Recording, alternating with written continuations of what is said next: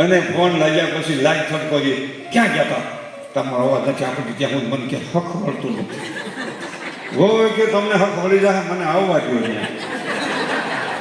પછી તમને મારો અવાજ નથી. કેવું થાય છે? પેલા ફોન કિરાકર થાય, પછી હો અહીં આવ્યા પછી જો ફોન લે તો કોક માગે મૂક ફોન, ટોટલું ભેગું ફોન. તમે ફોન જ કિરાકર કરતા. એટલે આ વિચાર દીકરો ન બોલતો હોય, વહુ ન બોલતો હોય, નોખી ઓરડીમાં ડોસી રહેતી હોય ને છોકરો હોય ને ડોસી પણ હક ન થાય. પણ હક ન થાય. એ લાકડી ટકે કેમ રોવે છે મુન્નો કેમ રોવે છે?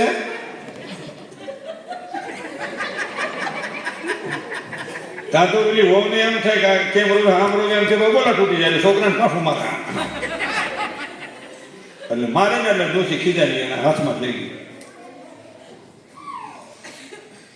અને છોકરા લઈને બારો જાય તો તમારે જ્યાં કોઈ નીકળે પૂછે આને શું કામ થયું?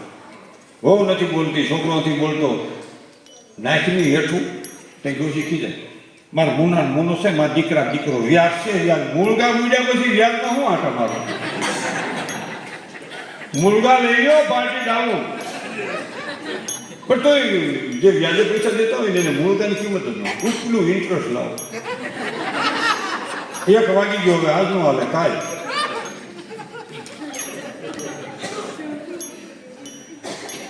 એ લોહીના તાણાવાના છે. દીકરા માવતરને વધુ વાલા લાગવાનું કારણ લોહીના સંબંધો છે. આપણા છોકરા આપણે ખંભે બેન કાન તાણે, વાલ તાણે, ગાલ તાણે, તો આપણો છોકરો તાણે તો અહીંયા એટલો ફેર પડે. કહેવાનો મારો ભાવ, દીકરા માવતરને બહુ વાલા હોય છે.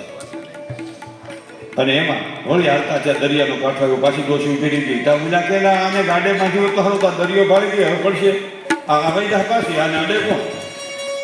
લઈ લે ભાઈ. ડોસી માને હાથ ધરી ગયો કે માં આવીને હવે દરિયો આ સામો દેખાય. ડોસી કે હું તું જેલમાં પેલા ને અહીં આવી હોઉં ને એટલે દરિયો જોયો હોય ક્યાં છે. પણ મારે તને શિખામણ દેવી છે, કૌલી ગામો વેલો બહુ હારો છે, ગાને હાસો છે અને આપણને દૂધ દેહે અને આપણું ગુજરાન હાલશે. હાલતા ત્યાં દરિયાને કાંઠે આવ્યા, ત્યાં આમ શેકેથી બધા આવીને ગુલાબ કંકુ છાંટે. બાજુના ગામમાં એક સંત આવેલા ત્યાં ભજન આવે.